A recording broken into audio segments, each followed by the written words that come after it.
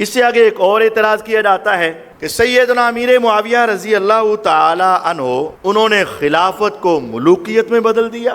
کتنا بڑا ظلم کیا کہ خلافت کو ملوکیت میں بدل دیا۔ انہوں نے ملوکیت کی ابتدا کر دی، ملوکیت کی بنیاد رکھی، خلافت کو انہوں نے بدل کے رکھ دیا، اپنی نسلوں کے اندر لے گئے۔ تو یہ بھی بہت بڑا اعتراض ہے۔ پہلی بات یہ سمجھ لیں، ملوکیت کوئی بری چیز نہیں ہے۔ جس طرح ہمارے ہاں یہ ذہن میں ڈال دیا گیا ہے نا، خلافت کو ملوکیت میں بدلا، ایسے بتایا جاتا ہے جیسے اسلام کو کفر میں بدل دیا گیا۔ یعنی ملوکیت کا لفظ ایسے عجیب انداز میں بولا جاتا ہے، خلافت کو ملوکیت میں بدل دیا، جیسے محسوس ہوتا ہے اسلام کو کفر میں ہی بدل دیا۔ ایسا نہیں ہے۔ ملوکیت اللہ تعالیٰ کی ایک نعمت ہے، خلافت بھی اللہ رب العزت کی نعمت ہے۔ خلافت اچھی چیز ہے، بری نہیں۔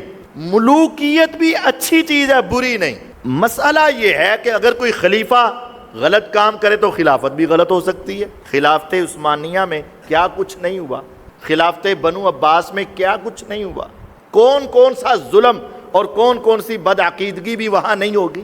مسئلہ خلافت ملوکیت کا نہیں ہے، مسئلہ یہ خلافت ہے تو خلیفہ اچھا ہو، ملوکیت ہے تو ملک اچھا ہو، بس۔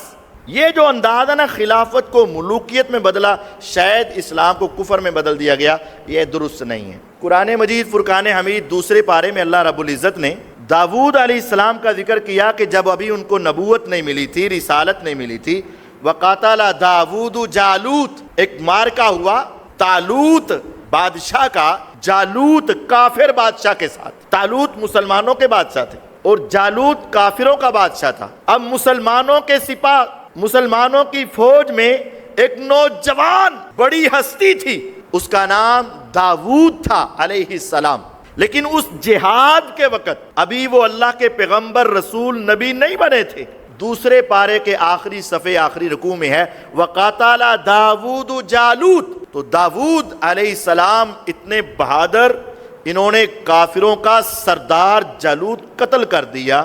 اب اللہ تعالیٰ نے آگے فرمایا وَآتَاهُ اللَّهُ الْمُلْكَ وَالْحِكْمَةَ، اللہ نے پھر اس کو ملک، ملوکیت عطا کی اور حکمت عطا کی، نبوت عطا کر دی۔ اللہ تعالیٰ نے انعام کیا دیا؟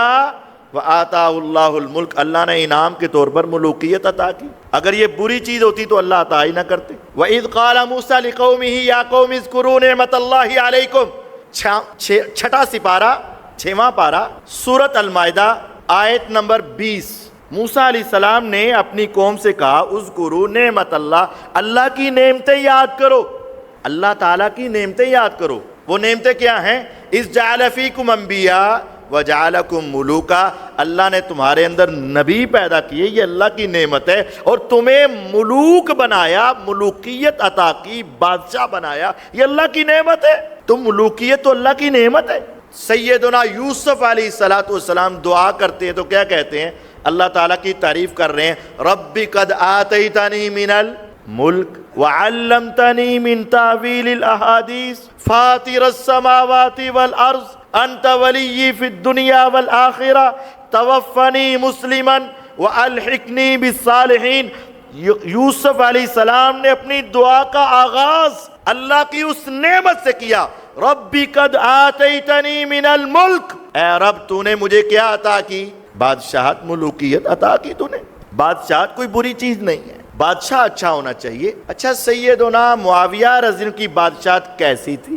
وہ تو بہت عظیم بادشاہت تھی۔ سلسلہ صحیحہ مترجم ان کے لیے دے رہا ہوں، 1747 سلسلہ صحیحہ مترجم میں نبی کریم صلی اللہ علیہ وسلم نے فرمایا اول ھذا الامر نبوت و رحمہ، یہ تو آغاز ہے اس معاملے کا کہ نبوت ہے، رحمت ہے۔ میرے بعد خلافت ہوگی رحمت والی، ثم یکون خلافت و رحمہ، میرے بعد خلافت ہوگی رحمت والی، 30 سال تک علی منہاج النبوہ خلافت چلے گی، اور اس کے بعد ثم یکون ملک و رحمہ، اس کے بعد رحمت والی ملوکیت ہوگی۔ رحمت والی ملوکیت کے الفاظ محمد الرسول اللہ صلی اللہ علیہ وسلم فرما رہے ہیں، اور جب آقا کہہ رہے ہیں رحمت والی بادشاہت ہے تو پھر ہم اسے برا کیسے کہہ سکتے ہیں؟ اور یہ بات بھی یاد رکھیں، امیر معاویہ رضی اللہ عنہ ایک اعتبار سے بادشاہ ہیں، رحمت والے بادشاہ، اور یہ تو اللہ کا اعزاز ہے، اور دوسری حدیث کے اعتبار سے وہ خلیفہ بھی ہیں، ان کی خلافت بھی ہے۔ خلافت مختلف اقسام پر ہے، ایک ہے خلافت علی منہاج النبوہ، ایک ہے خلافت راشدہ، اور ایک ہے خلافت اسلامیہ۔ خلافت علی منہاج النبوہ، نبوت کی طرز پر، میاں یوں سمجھے نبوت کی فوٹو کاپی۔ جو خلافت علی منہاج النبوہ ہے وہ 30 سال تک حضرت حسن رضی اللہ عنہ تک بس، لیکن اس کے بعد جو چلی ہے حدیث اسے بھی خلافت کہتی ہے۔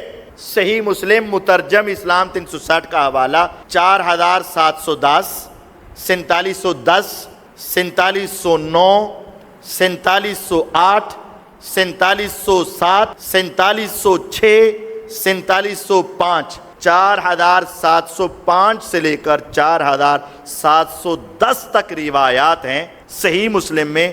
نبی کریم صلی اللہ علیہ وسلم فرماتے ہیں میرے بعد مسلسل 12 خلفاء ہوں گے، اور اس میں اسلام عزیزاً منیعاً، دشمنوں پہ غالب اور دشمنوں سے محفوظ رہے گا۔ 12 مسلسل خلفاء آئیں گے۔ اس روایت کے اعتبار سے امیر معاویہ رضی اللہ عنہ خلیفہ بنتے ہیں، اور دوسری روایت کے اعتبار سے وہ رحمت والے بادشاہ بنتے ہیں۔ ہم دونوں روایات کو ہی قبول کرتے ہیں۔ امیر معاویہ رضی اللہ عنہ اگر خلافت دیکھی جائے تو خلافت راشدہ ہے، بہترین خلیفہ ہیں، اور اگر ان کی ملوکیت دیکھی جائے تو رحمت والے بادشاہ ہیں۔ اور یہ خلافت اور ملوکیت کا ایسا فرق کر دینا کہ جیسے کفر اسلام کا فرق ہے، یہ بات قطعاً درست نہیں ہے۔ آخری بات اس حوالے سے یہ بات سمجھ لیں، در حقیقت شریعت میں خلیفہ کا جو انتخاب ہے وہ خلیفہ کی مرضی پر ہے۔ یہ ایک بیان سمجھ لیں، اگلے خلیفہ کا انتخاب پچھلے خلیفہ کی مرضی پر ہے۔ جناب محمد الرسول اللہ صلی اللہ علیہ وسلم جب اس دنیا سے گئے تو آپ نے 20 اشاروں کے ساتھ ابو بکر صدیق رضی اللہ تعالی عنہ کو مقرر کیا، اشاروں کے ساتھ۔ مصلی اپنا دے دیا، نماز آپ نے ان کو دے دی، منبر آپ نے ان کو دے دیا۔ آپ نے اس عورت سے فرمایا اگر میں نہ ہوں تو کس کے پاس جانا، وہ بیت المال آپ نے ان کو دے دیا، ابو بکر صدیق رضی اللہ عنہ کو۔ جب بیت المال بھی ابو بکر صدیق کے پاس ہے، مصلی بھی ابو بکر صدیق کے پاس ہے، اور منبر بھی ابو بکر صدیق کے پاس ہے رضی اللہ عنہ، تو یہ آپ نے اشارے کیے، نام لے کر، الفاظ بول کر یہ نہیں کہا کہ میرے بعد خلیفہ ابو بکر ہوں گے، نہیں کہا۔ تو یہ ایک طریقہ ہو گیا کہ آپ بات سمجھا دیں، وَيَابَ اللَّهُ وَالْمُؤْمِنُونَ إِلَّا أَبَا بَكْرَ، بات سمجھا دی۔ اب سیدنا ابو بکر صدیق رضی اللہ عنہ نے کیا کیا، نام لے کر کہا کہ میرے بعد خلافت عمر کے پاس جائے گی رضی اللہ عنہ۔ تو یہ اب دونوں میں تھوڑا سا فرق آ گیا نا، ایک ہے اشارے کے نائے، کھلے الفاظ نہیں ہیں، اور ایک ہے میرے بعد خلیفہ عمر ہیں رضی اللہ عنہ۔ تو ابو بکر رضی اللہ عنہ نے کیا اپنی مرضی کی؟ نہیں، خلافت کا حق انسان خلیفہ کو ہے، جس کو چاہے بنا دے، نبی علیہ السلام کی مخالفت نہیں کی۔ اب یہ 2 طریقے ہو گئے۔ اب تیسرا طریقہ کار کیا ہے کہ عمر رضی اللہ عنہ نے اپنے بعد کتنے بندے مقرر کیے؟ 6۔ اب یہ پہلے 2 سے مختلف ہے، پہلے سے دوسرا مختلف ہے، اور دوسرے سے تیسرا بھی مختلف ہے، 6 بندے مقرر کر دیے۔ اب ان میں سے کسی کو بنا لینا، یعنی یہ کون فیصلہ کر رہا ہے؟ جو اس وقت اختیار والا ہے وہ فیصلہ کر رہا ہے۔ اب عثمان رضی اللہ عنہ نے ان تینوں میں سے کچھ بھی نہیں کیا، نہ اشارے کیے، نہ ایک نام لیا، اور نہ 6 بندے مقرر کیے، بلکہ خاموش رہے۔ خاموش رہنا بھی ایک طریقہ ہے، یہ بھی ایک طریقہ ہو گیا۔ اب ہر ایک نے اپنے اپنے حالات معاملات کو سمجھ کر جو مناسب سمجھا وہ طریقہ کار اختیار کر لیا۔ تو اسی طرح امیر معاویہ رضی اللہ تعالیٰ نے بھی جو مناسب سمجھا وہ طریقہ اختیار کر لیا۔ اب اس کے اوپر اعتراض کی ضرورت کیا ہے؟ اگر آپ ان پر اعتراض کرو گے پھر حضرت علی رضی اللہ عنہ پر بھی آئے گا، حضرت عمر پر بھی آئے گا، عثمان پر بھی آئے گا، ابو بکر صدیق پر بھی آئے گا، نبی علیہ السلام پر بھی، تو پھر آپ اعتراض شروع کر دو گے۔ ایسا کوئی اعتراض نہیں ہے۔ خلیفہ کو اختیار ہوتا ہے حالات و واقعات کو دیکھ کر جو چاہے سو فیصلہ کر دے، اس کے فیصلے پر اعتراض نہیں کیا جا سکتا۔ خلافت بھی امیر معاویہ رضی اللہ عنہ کی خلافت تھی، اور ان کی خلافت کے ساتھ ساتھ بادشاہت بھی تھی، لیکن وہ بادشاہت رحمت والی بادشاہت تھی۔ طبرانی میں حدیث موجود ہے، سلسلہ صحیحہ میں علامہ البانی رحمہ اللہ نے نقل کیا ہے، 1747 نمبر حدیث موجود ہے کہ ان کی رحمت والی بادشاہت تھی۔